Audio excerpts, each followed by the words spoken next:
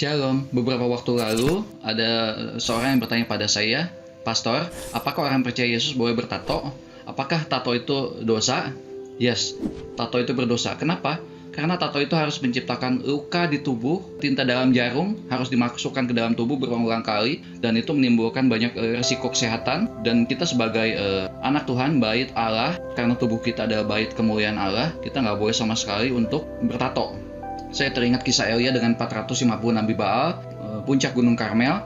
Para Nabi Baal itu memanggil lebih keras dewanya, Tuhannya, serta menoreh-noreh dirinya dengan pedang dan tombak seperti kebiasaan mereka sehingga darah bercucuran dari tubuh mereka. Maksudnya apa?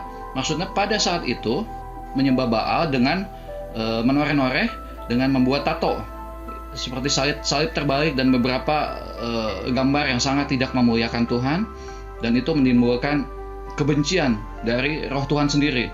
Kita sebagai anak-anak Tuhan jangan pernah untuk melakukan hal itu lagi, karena itu ada perbuatan para nabi Baal. Ayat 40 dikatakan, tangkaplah nabi Baal itu seorang pun gak boleh ada yang luput. Setelah ditangkap Elia membawa mereka ke sungai Kison lalu menyembelih mereka. Jadi nabi Baal itu akhirnya mati semua, mati dibunuh oleh Elia. Jadi saya teringat 2 Petrus 3, jika segala sesuatu ini akan hancur, yaitu bumi dan semuanya, betapa suci dan salehnya kamu harus hidup. Ya, kita harus semakin suci dan saleh menjelang kedatangan Tuhan Yesus yang kedua kali. Amin.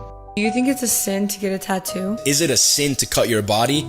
Then it's a sin to get a tattoo. Getting a tattoo is literally body mutilation.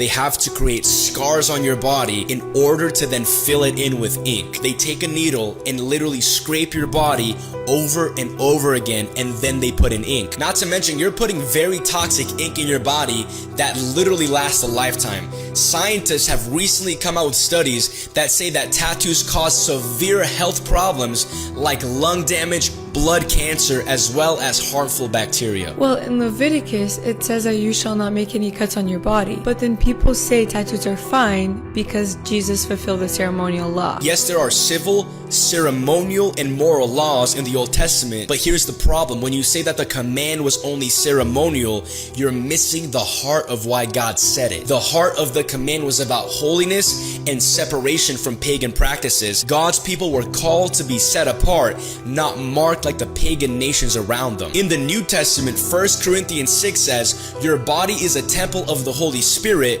therefore honor God with your body.